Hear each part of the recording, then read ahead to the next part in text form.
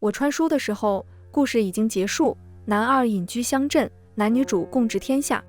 我是书中命不久矣的路人甲，可偏偏就是这样的我，同男二成婚。我一直知道他爱的人是女主，我迟早会死，可成婚3年，他无微不至，甚至许我长命100岁。就在我以为他是真心爱上我时，女主中毒了。他慌忙赶去京城，却忘了那天是我发病的日子。大家好，欢迎收看皮皮听书。又一次发病，我痛得死死咬着被子，额间的发被汗水打湿。往日里第一时间赶来我这里的男人，此时却没有来。小翠红着眼，不停地为我擦着汗，口中不断抱怨：您发病的日子，姑爷从来没有忘记过，怎么今日还没来？这样的痛，我已经3年没有感受过了。出去请人的小厮赶来，战战兢兢递上一封信纸。小翠夺过信，开口便念了出来：皇后娘娘中毒，特请为夫出山，望妻珍重。笔墨有些潮湿，显然刚写没多久。她咬着牙质问姑爷什么时候离开的。今早。小厮不敢撒谎，谁都知道今日是我发病的日子。出去吧。我强撑着开口，让小翠关上了门。又一波痛意袭来，眼角有泪落下。听到皇后娘娘时，我就知道我输了。小姐，我去请府医。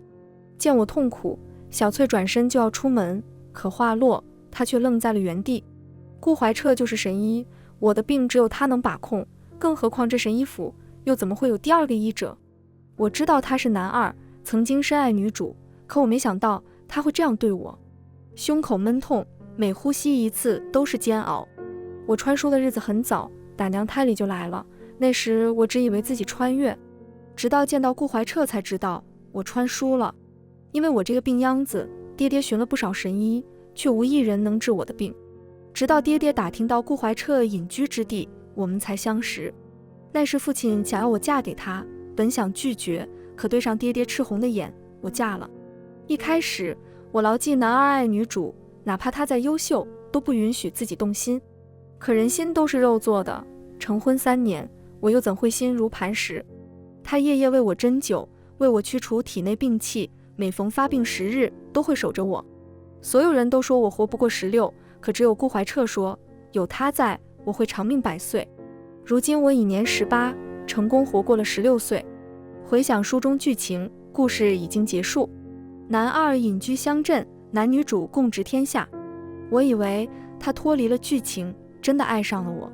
他的爱太炙热，我避无可避，心口处的锁被一点点撬开。可我才正视自己的心，老天就和我开了玩笑。这是我最后一次发病，顾怀彻说，这次之后我就可以痊愈。若是没有彻底清除病气，我会遭到反噬。他日夜挂念，甚至昨日还在我耳边低喃：阿瑶，待你病好，我们圆房可好？我羞红着脸，轻轻碰了碰他的唇。今日他就毫不犹豫地丢下发病的我离开，只为了给女主解毒。可皇宫之中那么多御医，怎么就缺他一个呢？眼前一片恍惚，回神的时候，已经有人搭在了我的脉搏之上。心下回暖，我扭头看那人，却失望地垂下头。那句顾郎终究还是咽了下去。小姐，奴婢让人请了青老，你马上就没事了。小翠安慰着我，可我知道没有用的。果然，青老收回手，便是一句：老夫无能为力。青老，您是青衣堂最好的大夫，怎么会连止痛都做不到呢？小翠开口，颇有些质问的意味。我拉住她的手，抱歉地看了一眼青老，好在青老知晓他是关心则乱，没有计较。奴婢再去请。小翠咬着牙想再离开，我却摇了摇头。别去了，无非是忍过2个时辰，没人能治我，不然我也不会被断定活不过16岁。顾怀彻救了我，可如今他又把我打进了地狱。早知有这一天，何必救我呢？转眼几日过去，我的身体又恢复到3不可血、5不晕厥的时候。我躺在藤椅上，脸色依旧苍白无比，胸口处隐隐作痛。阳光温暖，我却半点感受不到，直到有下人说顾怀彻回来了。心掀起波澜，我抬眼看去，却见他抱着一青衣女子进府，没有看我一眼。小姐，姑爷他……小翠气得不行，想要追上去，被我拽回。喉口冒出腥甜，我强行带着小翠离开。她或许不知道那是谁，可我知道，喜欢到何时何地都穿青衣的人，除了女主，还有谁呢？回了院子，我再也憋不住那口血。小翠急红了眼，奴婢去请姑爷。小翠，不许去，她也不是你的姑爷了。我死死拽住她的手，不允许她去找顾怀彻。她表现得这样明显，我又何必找虐呢？可姑爷他先前明明在意极了小姐。小翠说的没错，顾怀彻在意我，我看得出来，可前提是女主没事。看现在，比起女主，我什么都不是。依旧记得这些年的暧昧与心动。初次见面是在我们的洞房花烛夜，盖头被挑开时，我就明确说过，他治病救人，我只挂名。他却笑着将手搭在我的脉搏，嗓音温柔，即已成为夫妻，又怎么会挂名呢？我说我活不过16，他的笑容更大了。之后他没再说什么，我的病症却一一消失。我曾送他金子，算是报答，他却将这些东西原封不动地还了回来，次次都为我带些礼物，有时是镯子、发簪，还有糕点、新奇的玩意。他在哄我开心，察觉到自己心动后，我开始逃避远离。那天的雨很大，他站在雨中，一声声唤着阿瑶，怀中还死死护着带给我的桂花糕。我心软了，想到故事已经结束，便打开了门。他红着眼抱紧我，郑重许下了一生一世的诺言。那时他眼底带着汹涌的爱意，我以为我们真的可以。可惜我终究还是错了。那小姐，我们要回家吗？小翠微微叹息，也知晓我的意思。我想爹爹了。抬手擦去唇边的血，我便让小翠拿了纸笔。我不想纠缠，也不想争，路人甲和女主根本没有可比性。等出现在顾怀彻的院子时，门口多了2个侍卫，明晃晃的青字让我知道这是女主许家河的人。没等我反应，一柄利剑便横在了我脖颈上，一丝血痕骤然出现。小姐！小翠瞪着那人，想冲过去推开，被我牢牢拽住。顾怀彻是我夫君。话落，那柄剑才消失不见，可他们依旧挡着门，话音冰冷。顾神医不允许任何人进去。我愣在原地，心中泛起苦涩。从前他的院子，我是可以随意出入的，也有不少贵人来瞧病，看守也不少，可每次他都会特意留一句，在下的夫人不必拦。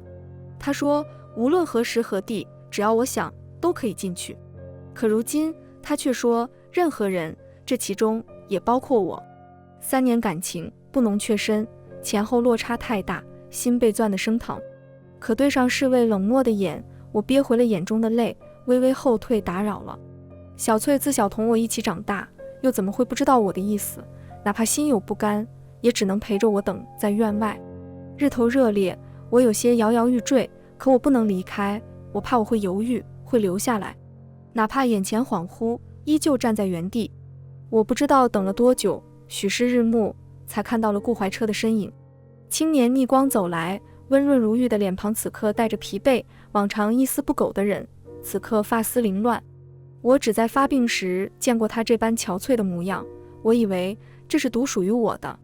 可看到他现在的模样，突然有些讽刺，什么心月清不负卿的话，通通都是假的。怎地等在这里，可用过晚膳了？见到我，顾怀彻微微一愣，想同往常一样过来揽我的肩膀。我侧身避开，唇角溢出鲜血，脖颈的血痕已经结痂，此刻却火辣辣的痛。谁伤了你？又怎么会有血？顾怀彻不知道他有多久没见过我病态的模样，有些恍惚。我没有解答他的话，只递上一封信纸。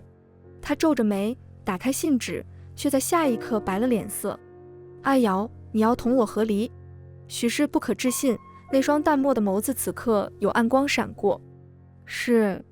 我淡定地擦去唇边的血，死死拽着想要质问的小翠，当断则断，才是我沈思瑶的作风。什么为爱委屈自己，通通都是屁话，我从来不愿意委屈自己。男人世界上多的是，不过一棵树，还能吊死我不成？为何？你不是答应了？他想说我那晚答应了他，可他也才想起他走的那天是我发病的日子。对不起，阿瑶，皇后娘娘命在旦夕，我不得不走。他盯着我，爱意难藏。我避开他的眼，出声提醒签了字，我们一别两宽。他是男二，自然深情，可我清楚他所深情的人不是我。签字，腿已经酸了，我不想听他的解释。阿瑶，别任性，你的身体经不起折腾，这次是我的错，你放心，我会想办法治好你的。顾怀彻微微叹息，眼底带着愧疚，他在道歉，可我半分都不想要。顾怀彻，我再次开口，却无比冰冷，他怔怔地望着我，突然有些害怕。阿瑶，我现在就给你看好不好？他想为我把脉，我再一步退开，脸色愈发苍白。他神色一变，想要过来抱我，身后却响起一道温婉的女声怀彻，我好痛。只此一句，让顾怀彻瞬间转身奔进院中。哪里痛？我重新为你上药。他扶着他，眼底满是担忧和焦急。我抬眼同他对上视线，眉眼温婉却犀利，不愧是宫斗文女主。而他看向我的眼中带着淡淡的敌意和轻视，仿佛在告诉我，在顾怀彻这里他最重要。小翠没有咋呼呼地上前质问，只捡起地上掉落的和黎书写下顾怀彻3个大字，便拉着我离开。小姐，我们回家。她气呼呼地拉着我，速度却一点都不快。我轻笑一声，突然有些轻松。我早该知道，男二爱女主是标配，故事是结束了，可人没变。和女主扯上关系的男人相爱，就是竹篮打水一场空，不及时抽离，等待我的便是万劫不复。可要收拾什么东西？走到大门口，小翠才想起这茬子，我拉着她的手踏出神医府。这里从来没有什么能让我留恋。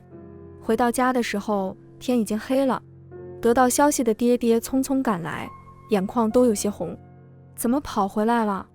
爹爹满脸担忧，看到我苍白的面容后失了声。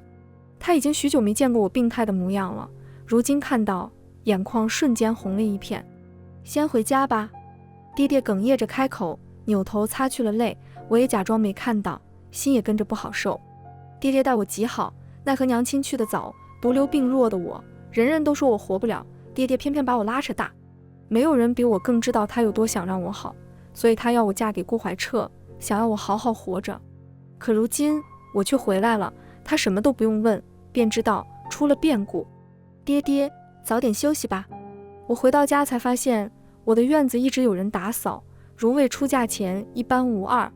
瞧着爹爹心疼的眼，我突然觉得没什么可难过的了。男二如何，我不能左右，可爹爹是属于我一个人的爹爹，不受剧情掌控，不曾爱过别的孩子。有什么，明日再说，瑶儿好好休息，万事有爹。只此一句，好似所有委屈都一涌而上。好，我只憋着泪，转身进了屋。我已经不再是小孩子，怎么可以再让爹为我费神呢？小翠深知我的意思，也断然没有开口。直到回了院子，那泪才落下，胸口一阵翻涌，那口血不上不下。最后我还是睡了，可一睁开眼，小翠就说顾怀彻来了。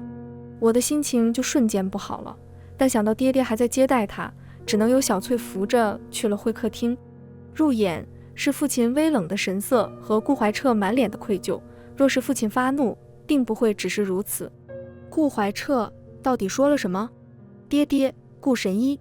我顺势落座，一如初见那般淡漠，好似从未同他相识相知，宛若陌生人。自我走进来，他的目光就一直落在我身上，听到我的话，瞳孔有一瞬的暗淡，身侧的拳都攥了起来。万般无奈，只化为一句抱歉。顾神医前来为何？你我已经和离，何该不再交集？话落得冷淡，可眼前的人却不淡定了。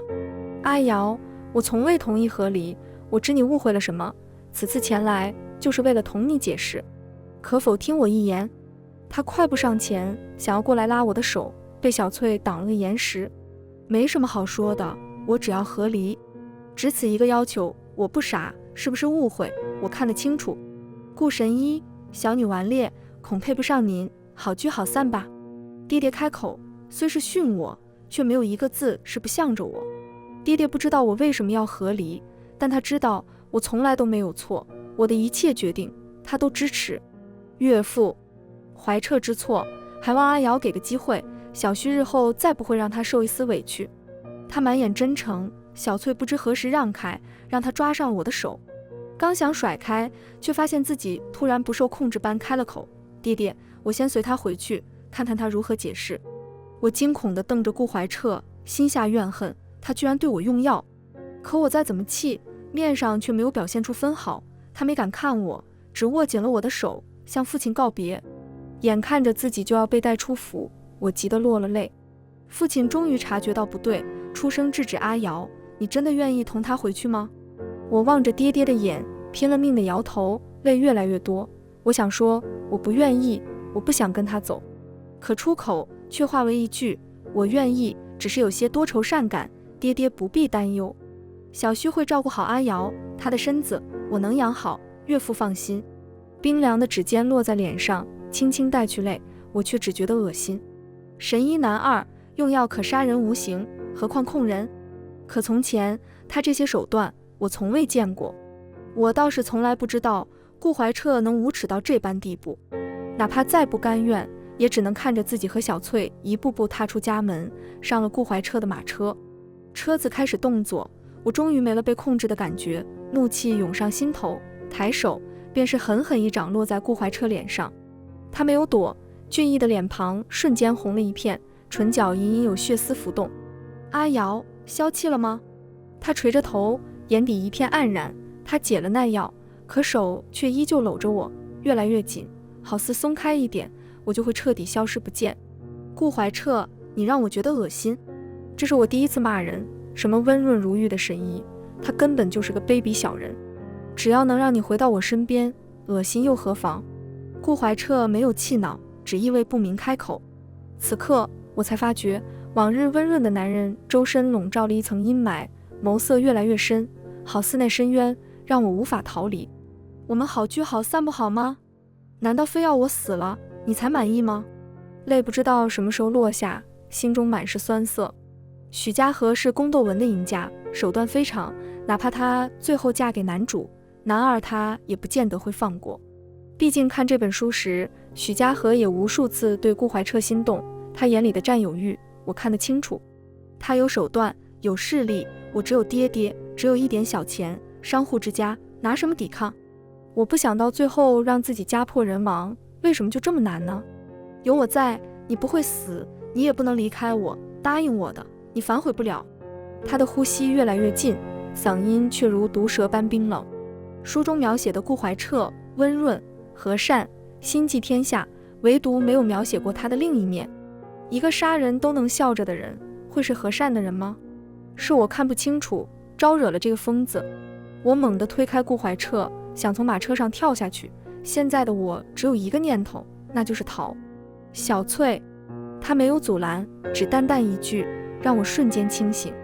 回头便撞进他墨色的深瞳，随着他勾起唇，那墨色一点点将我吞噬，直到彻底被黑暗笼罩。最终我愣在那里，被顾怀彻扯进了怀中。阿瑶，我同他没什么，她是陛下的皇后。顾怀彻搂着我，便是一句叹息。但他看你的眼神同我一样。我没再躲避，双臂挂上了他的脖颈，气得脸颊嘟起。我想知道他对许家河究竟是怎样的态度。他曾救过我，我才着急了些，不是故意丢下你的。阿瑶，你能原谅我吗？他的吻轻轻落下，小心翼翼。我看着他眼底星星点点的爱意，突然笑了，你送走他，我就原谅你。好。他盯着我，眼中倒映着我的笑容，又加了一句，他本也该走了。等回了神医府，顾怀彻亲自将我抱下去，我缩在他怀中，看到了脸色阴沉的许家河。他的目光落在身上，整个人好似被毒蛇锁定。我微微瞥他一眼，又收回视线。本宫同怀彻没什么，妹妹不要同他置气。他朝我笑笑，想要过来，顾怀彻却带着我后退，嗓音清冷，娘娘的毒一解，神医府便不留了。开口便是逐客令。许家河的脸色微微一变，笑得有些勉强。我觉得身子还未好利索，可否再小住几日？夫人身子不好，娘娘见谅。他没有答应，让人请许家河出去，冷漠的样子不复从前。好。许家河垂着头，嗓音哽咽，最后扭头离开。顾怀彻抱着我，毫不犹豫转身，可他微蹙的眉、颤抖的手都在告诉我，他没有表面这样风轻云淡，而许家河绝不会轻易放弃。几日过去，我同顾怀彻回到了从前。深夜，他歉疚地抓着我的手，满眼心疼。他说，若是我没走，你就不会受这么多苦。这几日我又发病了一次，他身为神医，只能无措地守着我，憋得眼眶通红。为了我的身体，他没日没夜地研究药方，我终于不再咳血，但身子依旧孱弱。一日天空晴朗，我带着小翠出府为顾怀彻挑选生辰礼物，不巧遇到了许家河。他一身男装，手中的折扇挑起我的下巴，语气异常森冷。沈小姐这般聪慧，应当明白什么人能招惹，什么人不该招惹吧。可顾郎是我的夫君。我静静地望着他，眉眼间染上笑意。顾怀彻以为自己做事天衣无缝，可我也不是傻子，许家河派来的杀手皆被他解决。俗话说得好，不怕贼偷，就怕贼惦记。我再不出来，他若狗急跳墙，把手伸向父亲就不好了。今早我已经能够察觉到顾怀彻对他的忍耐度一点点被磨灭，如今我便要彻底捅破这层纸。人都要杀我了，我怎么可能还傻乎乎的看不出来呢？沈小姐，你说我要是杀了你，顾怀彻会怪我吗？他眸色淡淡，刀剑自折扇之中弹出。就在这一瞬间，顾怀彻出现了，无色无味的药粉挥洒，我的口鼻被人捂住，半分没有吸入。怀彻，你对我用药？许家河不可置信，眼眶都红了。娘娘，我已经忍耐得够多了。曾经顾某对娘娘不过是感激，若是娘娘误会了什么，顾某在这里道歉。但阿瑶就是我的命。顾怀彻冷漠地看着他，不顾他眼底的悲伤。若是旁人的妻子听到这话，定会感动得要死。可惜我只觉得可笑。忍耐，他的忍耐就是看着他一次次对我下杀手，隐瞒包庇，最后见我要死了才出手阻止吗？多可笑啊！沈思瑶，你是故意的。许家河不傻，甚至很聪明，他自小便顺风顺水，自以为他所看重的都是他的。可顾怀彻不仅娶了妻，还为了他的妻子杀了自己的人，他如何能甘心？他日夜蹲守，终于找到了机会，他想除了我，这样顾怀彻还是他的。可他没想到，却被我算计，反将一军。看着他眼底的恶意，我笑了。娘娘说笑了，不过是以牙还牙，怎么能叫算计呢？身旁的人微微一愣，看向我的眼有些陌生。在他心里，我就是个有点脾气的病弱美人，从来不会算计人，可老实人被逼急了，也同样凶残。话落，我甩开顾怀彻的手，在这一瞬间，他扶着胸口倒地，指尖的粉末被我擦了个干净。与此同时，大门被推开，一道明黄色的身影出现在眼前。他望着地上的许家河，微微勾唇，皇后让朕好找。许家河的脸色在那瞬间苍白，我默默退后，看着他恐惧。士兵包围了这里，许家河的人也被控制，如今他无处可逃。阿怀，我知道错了。许家河神色慌张，果断认错，看向我的眼中带着怨恨。我知道他在怨恨什么。自许家河对我展露敌意开始，我就明白他同男主出了问题，不然他怎么可能会想起男二呢？我花了重金去请探子，得到了消息，原来大结局后的男女主再不复从前那样相爱，帝后共享天下，也就小说有这样的结局。男主心有鸿鹄之志，怎能忍受与人同享天下？而男人的爱是排在他的权利、利益之后，看似甜甜的结局，实则危机四伏。许家河察觉到男主的杀意，想要先下手为强，独掌乾坤，可终究棋差一招，输给了男主。而他的毒就是男主的手笔。那夜皇宫走水，皇后被烧死在大火之中，而真正的许家河已经跑了出来，让人给顾怀彻送了信。他想活，可看到顾怀彻娶了妻子，他心不甘，他想要天下，成为第一个女皇。他斗不过男主，便盯上了顾怀彻这个天下第一神医，他要他的助力，而前提是顾怀彻愿意为他付出。他想利用顾怀彻，却发现他早没有当初那么迁就他，于是他想杀了我，可他不知道我早就通知了男主。我从未算计过人，可我从来不会坐以待毙，靠着顾怀彻那点虚伪爱，我怕是早就死了180回了。毕竟以顾怀彻的性格，不会对女主如何，只会送她离开。如今男主找到了她，腹黑阴狠的帝王又怎么会放过觊觎他天下的人呢？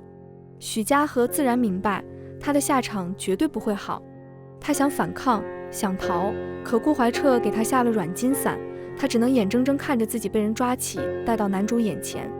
皇后死于大火，朕甚是心痛，故而守孝3年，不纳一妻一妾。男主嗓音清冷，带着十足的压迫。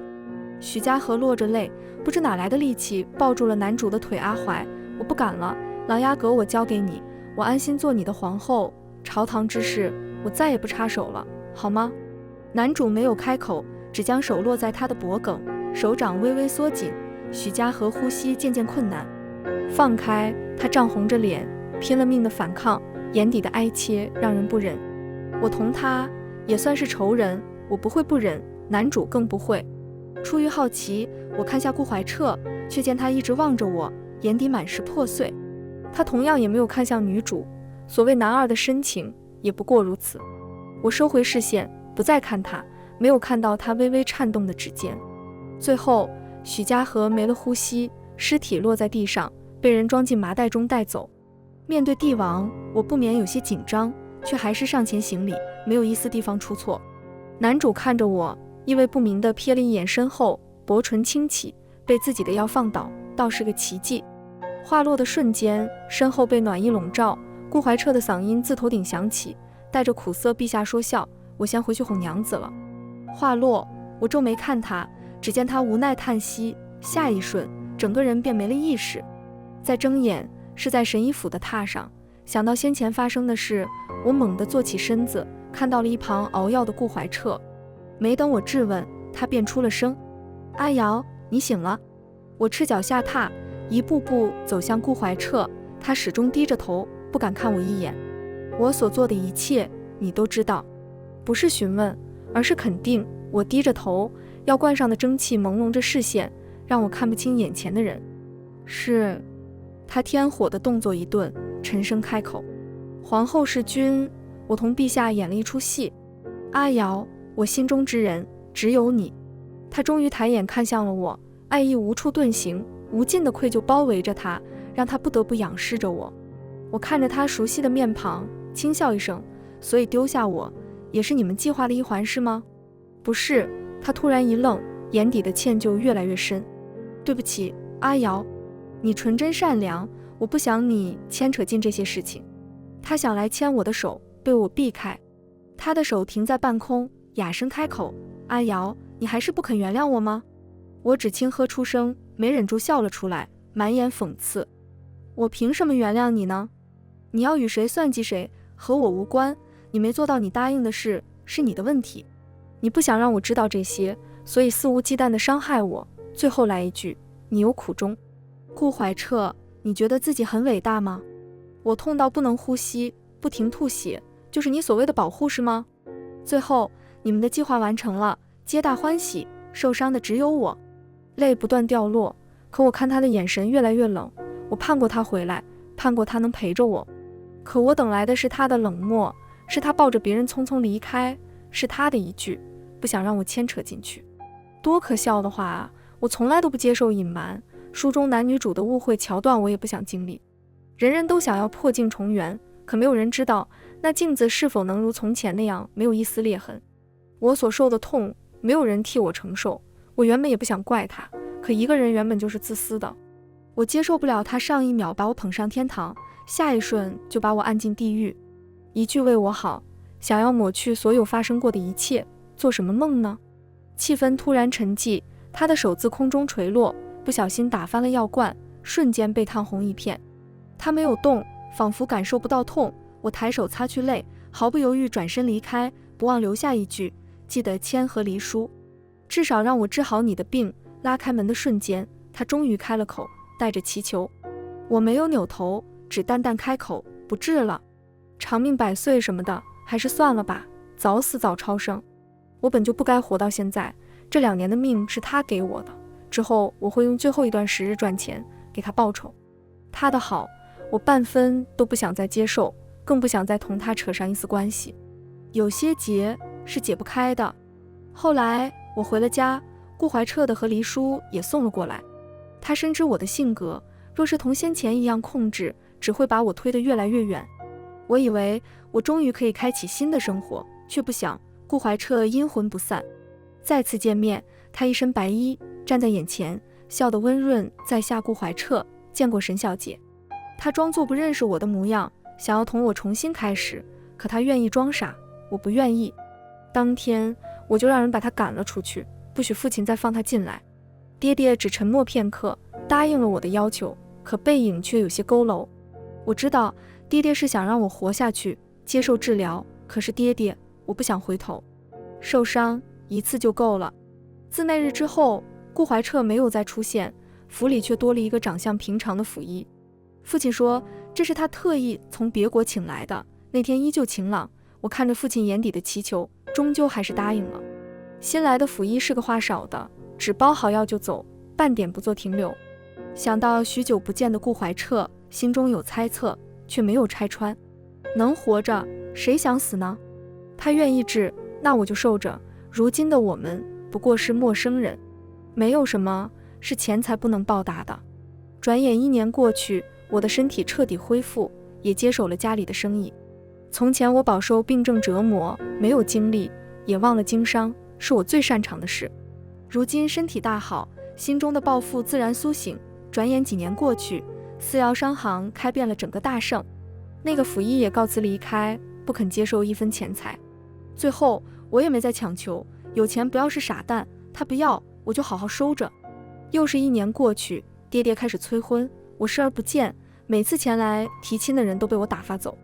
后来爹爹也不催了，只领养了个女孩给我带着。那天我牵过那孩子的手，认她做了养女，待她可独当一面后，便做了甩手掌柜。那时我已经26，就这样躺在藤椅上，陪着爹爹吃瓜看戏，日子过得别提多快活了。从前的一切已经被淡忘，什么穿书，什么男主男二的，我早就不记得了。如今我是大盛第1皇商的老板，日子快活似神仙，还有什么不满足的呢？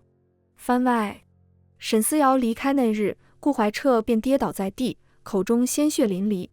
他望着沈思瑶的背影，颤颤巍巍开口：“阿瑶，你的痛我还。”可他声音太小，沈思瑶没有听到。